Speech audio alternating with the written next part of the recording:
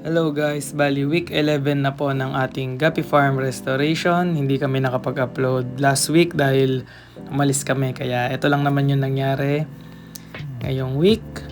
Bali ito na yung update sa ating mga fry. Makikita nyo yung mga strain natin.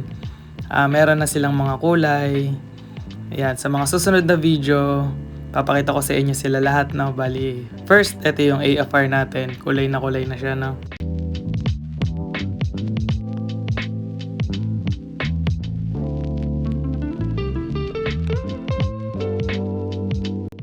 Ito naman ang ating mga Blue Dragon Snake Skin.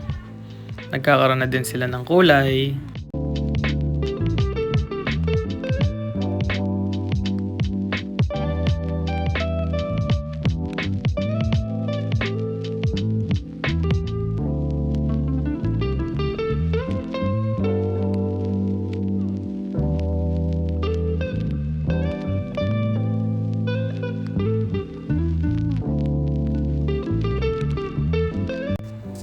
At ito ang ating mga P-Dirt. Ayan o. Next week ihiwalay na namin tong mga male. Kasi sila yung mga magiging future breeders, no?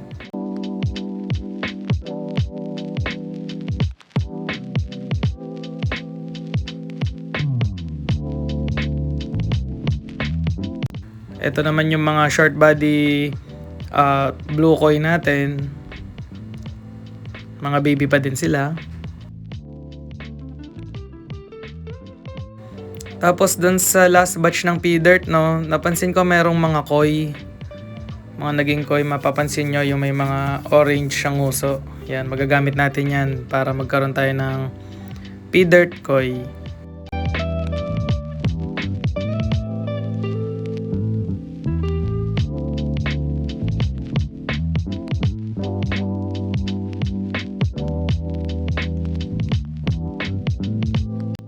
At update naman sa mga breeders natin.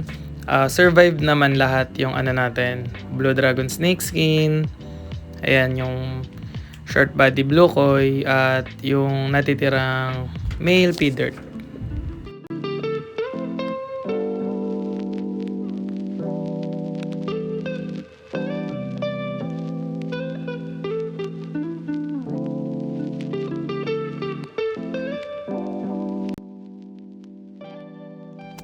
Ito nga pala yung batch ng pinakaunang fry natin, no? Yung 5 pieces. Yan, mga P-Dirt din to.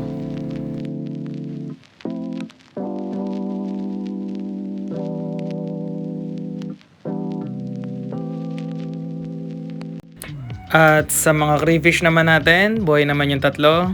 Ayan, may nag-molt na nga. Bali, pangalawang beses na may nag-molt. Ibig sabihin, lumalaki sila, no? Ayan, yung una nga, akala ko may namatay, pero yung chinek ko, buhay pa rin naman yung tatlo. Bali shell lang yan. At yung sa albino full platinum white natin na pair, napansin ko mayroon silang isang fry. At wala pang sumusunod na fry ulit.